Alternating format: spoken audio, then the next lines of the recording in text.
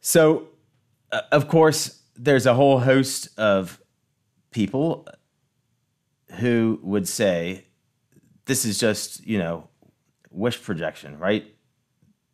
The desire for the meaningfulness of life is that leads to the belief in apocalypse, that ultimately believes in the belief in resurrection, that death is not the end, that there will be a new heaven and a new earth, that the heat death of the universe won't just be the punctuation mark to a story that nobody else will ever hear. That's a nice and comforting idea that we're maybe wired to believe in. It's not actually true, right? And that is, I think, what Freddie's getting at. It's explored in detail in a book that I really like, just because I disagree with it so much, by this philosopher Martin Hegland at Yale, who wrote a book, This Life, where he basically says it's actually the idea of mortality, of our finitude, that gives our lives meaning. Because otherwise, if we had infinite time, whatever we did right now would be perfectly meaningless, right? All through reading Martin Hegland's book on this, I just wanted to scream, have you ever read the book of Revelation? Because eternity is not just endless time to keep on doing the same thing and having the same argument and running out of new cocktails to make, right?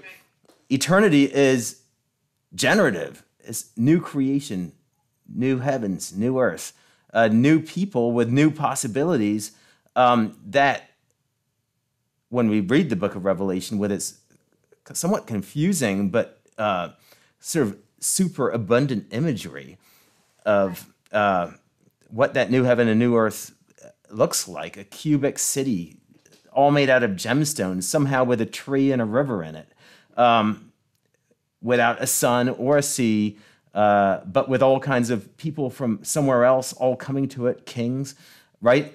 This imagery suggests that this new creation is one rather of buds bursting from buds than as some sort of eternal stasis where we just get sick of talking to everybody.